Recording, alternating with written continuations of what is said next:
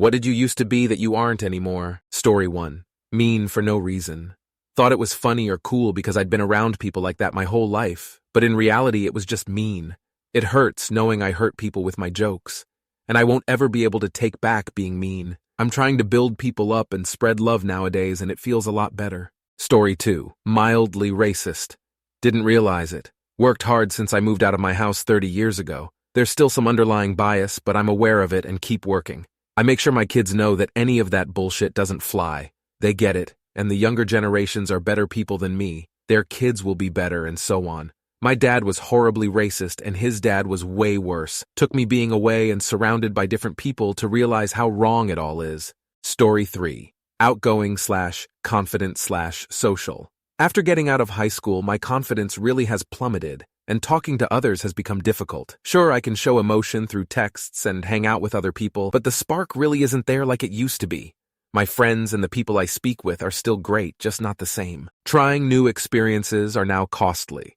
And if you make the wrong decision, it could make you poor or really hit your social life. I know high school really sucked for most, but I would love to have the outgoing and confident personality/feelings I used to have. Story 4. A poet. In high school, I wrote like my life depended on it. I didn't understand myself, and of course, felt like nobody understood me. Writing was the only thing that helped me make sense of my thoughts, surrounded by people I felt were too judgmental/oblivious/uncaring to listen to and understand me. Which sounds pretentious, but I usually just took it to mean that something was wrong with me and the way I perceived the world. Writing soothed my existential dread. I met my boyfriend first year of college and for the first time started feeling like I wasn't crazy, or at least not alone in my craziness. We share a lot of opinions and provide each other the feeling of being understood that we were so desperately searching for beforehand. So I stopped writing as much. He had a parallel experience. He went to art school and is an insanely talented illustrator and painter. And he also made art like it was dire in high school. And since we met, he's struggled to get back into it the way he was before, drawing every day like it was only thing that mattered. Now we have each other, and it's both beautiful and a little sad, but after years of wondering why we couldn't get back into our art forms, we just reached this conclusion the other day. So we have a resolution this year and just generally that we're going to find a new reason and passion for our art that isn't just to help us stop being depressed. BC, we really aren't anymore. And that whole tortured soul artist motif is actually kinda true. It's easier to constantly create when you feel so lonely that your creations are the only things that help you feel seen and understood, even if just by your own self. Story 5. I used to be a pretty angry person. I would get aggravated over the slightest things, sometimes even punching holes in walls. I never really got therapy. I didn't like to express how I felt and kept all my emotions bottled up. Depression, anxiety, loneliness, etc. One day I found a stray kitten on the road, had been hit by a car, its paw was swollen, and was on the verge of death. I ended up taking it in and nursing it back to good health. I had no intention of keeping it, but I just fell in love with it. It helped me realize I don't want to be angry all the time, and it helped with my depression and loneliness. So I found what was going on with me, got help, and now I've been happier and healthier since. I couldn't even imagine my life without my cat. Obviously, there's more to mental health and anger than that, but that cat is what started me on my way to be happier, and I owe her everything for that. Story 6. A nationally ranked cellist. During high school, I worked my ass off and was a very good cellist. Got invited to play around the world, even got invited to play in the Soviet Union. Perestroika happened while I was there. I was very good. I went to college fully expecting to get a degree in music and go on to be a professional musician. Lasted one semester before I realized I had no desire to play anymore. Never played again. Well, not exactly. I accompanied a lot of the dance students. I was playing in the ballet pit orchestra, but quit once I couldn't make the time commitments with school. But most of the students knew me from there. I mostly did the accompanying thing to meet girls. But once I got sick of dating dancers, I never played again. Dating dancers takes a certain personality I don't have. Anyway, yep, not a cellist anymore. Not even an okay one. I thought about taking it up again from time to time, but I gave my cello to my niece who was going on to a professional career, and a student cello just sounds like crap to me. Story 7. A doormat. It took not one but two partners being physically, and in the first case sexually, abusive for me to realize that I do have power. Obviously, it's never anyone but the abuser's fault that abuse happens. but it opened my eyes to how much of myself I could gain back, or keep, by refusing to put up for verbally and emotionally abusive crap. Like, an abuser starts there to see what you'll allow, and I don't put up for any shit anymore, because I love myself enough to stand up for myself as much as I do my kids, and if someone doesn't like that, they're not for me. It translates to work and friendships too. It's like, I am a valuable person with good things to offer. Someone who doesn't see that doesn't deserve my attention. Whereas before I'd fret about people liking me and try to keep people in my life at the expense of my own needs and frankly dignity. Story 8. Used to be fearless of everything, not a worry in the world. Was diagnosed with testicular cancer at 18 and still wasn't even worried, or at least I thought. Beat cancer a few months after being diagnosed, and the day after I finished chemo, was riding home with my parents, and we had just left the hospital an hour before. I suddenly felt like I couldn't breathe, and so I had my parents pull over to a gas station. I could not calm down at all, and felt like I was dying right then and there. I told my dad I loved him because I thought I wouldn't see him again. Ambulance came and gave me meds, and I was better the next day. Ever since then, 10 years ago, it's been anxiety and panic attacks ever since. I'm almost done with my 20s, and I feel like it's mostly been wasted away because of my panic attacks. I wish I could be fearless like I used to be. Story 9. Sure that I could be successful. I bought into the whole, you can be anything you want to be in this life line that they feed you in graduation speeches and such. That may be true for lots of people, but there are definitely those of us who are just not going to do anything out of the ordinary. My life has been full of great ideas for inventions, story ideas, songs, ways to make money. But it wasn't until my early 50s that I finally realized that I just wasn't ever going to do anything with these ideas. And that was a hard thing to face. I wish I was just a regular schmoey who never had a creative thought in his life. It would be easier than living with all these ideas in my head. But I've accepted what I am, and I'm okay with it. Story 10. I used to be a fully devoted Christian. At my church, I lead the young adults group, helped with the youth group and children's church, was part of the worship team, and even preached a few times. The church was my life. I then got a job that required me to be away from home a couple of weeks at a time. You know, when you have a friend that's in a bad relationship and they don't see it? And when that relationship eventually ends, and some time has passed, it becomes clear to them that the relationship was bad. That was me and my relationship with the church. The more time spent away from the church, the more clearly I could see the cracks and the problems. Then Trump got into office and COVID hit. I was in absolute disbelief how many people that I admired and held at high regards were Trump supporters and part of the anti-vaccine crowd.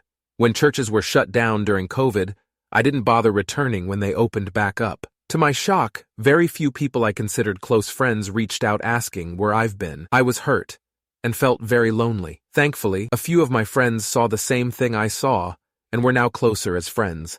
I wouldn't say I'm an atheist, but I'm certainly not a Christian. I still believe in the teachings of Jesus, but that's about it.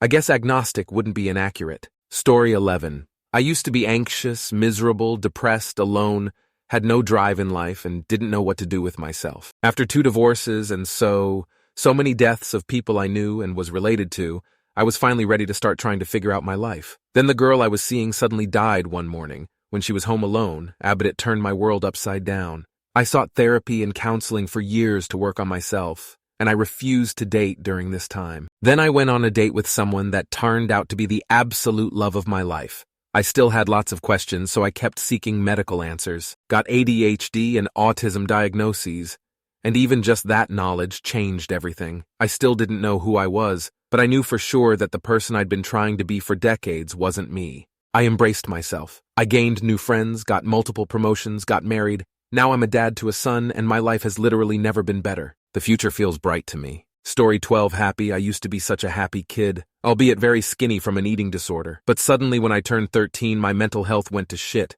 I started self-harming. Then my first ever cat died just after my 14th birthday, which worsened the SH. After my 15th birthday, my body suddenly panicked every time I left my room. I couldn't do anything without my heart racing or having a panic attack, and I ended up dropping out of school because I physically couldn't go, and I hadn't been for so long my parents were threatening me because they were going to be fined for it, again worsening the SH because I felt like a disappointment.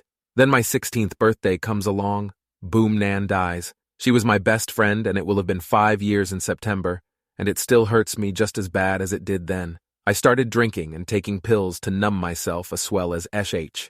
My 17th birthday comes along and I meet my now fiancé. Things started to get better. I started drinking less, being happier.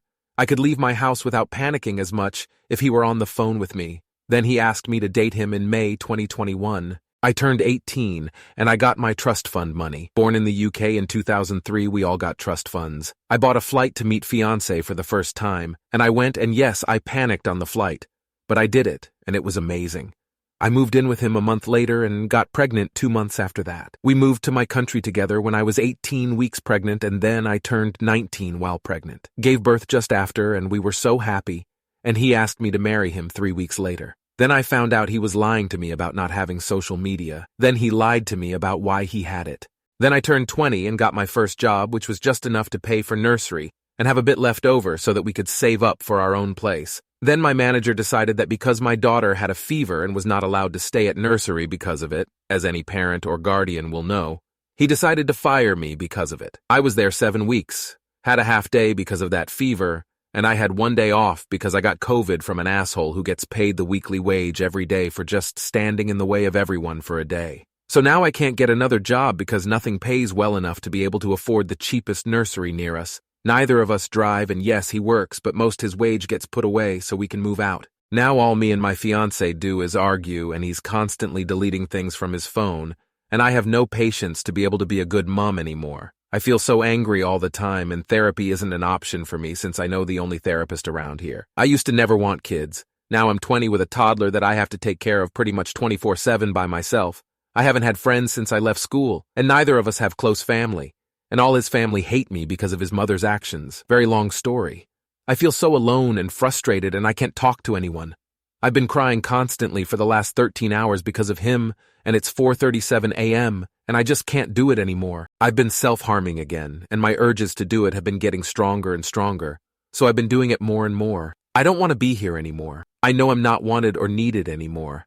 I know I'm not loved anymore, no matter how hard I try to get little gifts and surprises and try to help him if he's sad even though he doesn't do the same to me. I can't do it anymore. I just want to leave. Story 13. I used to think I was so different because I was one of the only good guys left. Like there's so many really bad things men do that make men seem scary and manipulative. Women don't trust men for a reason, and I took pride in thinking that I wasn't going to be one of those bad men that make women distrust men. But I stopped taking care of myself for so many depressing reasons, and very quickly became one of those untrustworthy men that no person should ever want to associate with. I wish everything was different. I'm so sorry for how I've shaped myself in the world. I wish I could do so much better for the good of humanity. Story 14. Curious. More than curious, I used to have a genuine thirst for knowledge. I felt my calling in life was to learn as much as possible and help humanity discover even more. Ever since COVID and the last couple political cycles, I feel completely defeated and empty. That spark is just 100% gone. I have seen too much of the false reality business, too many people intentionally spreading lies for money or clout or whatever other reasons. I have seen such a massive volume of garbage information being generated by bad actors that trying to add to the body of human knowledge no longer feels like some noble pursuit of grappling with the universe to uncover truth for the benefit of all. It now feels like going to battle against my fellow humans who are constantly trying to drown out and destroy all our collective knowledge of reality. I never wanted to go to war. It all feels so hopeless now. Story 15. Up until the age of 40, I was constantly needy about love and relationships. I was married twice, and I was so petrified of losing the relationships that I sabotaged them unintentionally. Also, the men I married weren't that great of a match for me. I just had the mistaken idea that if he said he loved me, then it must mean marriage and a guarantee of love and security. I jumped in before I really knew him or could trust them. It took a lot of really hard lessons before I learned the words "I love you" could mean "I like the way you make me feel," or "I like the way your butt looks in those jeans. Can we have sex now?" The real love takes two people who choose each other over and over. Through everything life throws at them, it takes strength of character and resolve and a good sense of humor, forgiveness, kindness, willingness to learn, facing your fears, being vulnerable, and not being a jerk. At least I read that somewhere. I haven't had it myself yet. And I've pretty much resigned myself to not having it and learning to be okay with that and okay with being by myself always, so, in not so many words, I used to be disappointed every Valentine's Day, but now I am my own best Valentine. Story 16, Afraid of Death. I used to be terribly afraid of it, knowing it was looming somewhere off in the distance. But I've worked in medicine for a while, and I've gotten to meet and listen to some really amazing people. The folks who do palliative care and hospice end-of-life care are really eye-opening individuals.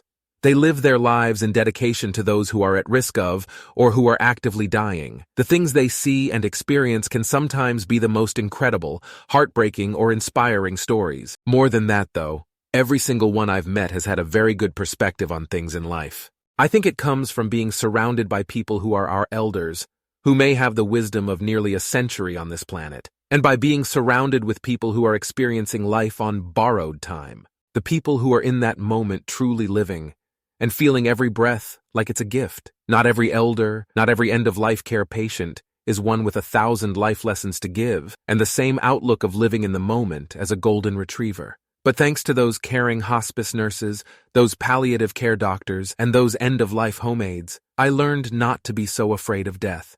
I don't want to die, and I would still gladly stop a death I could see coming the moment I notice it. But I'm not living my life dictating most of my choices by a feeling of anxiety about how many ways this could end. It's a good feeling have had that change.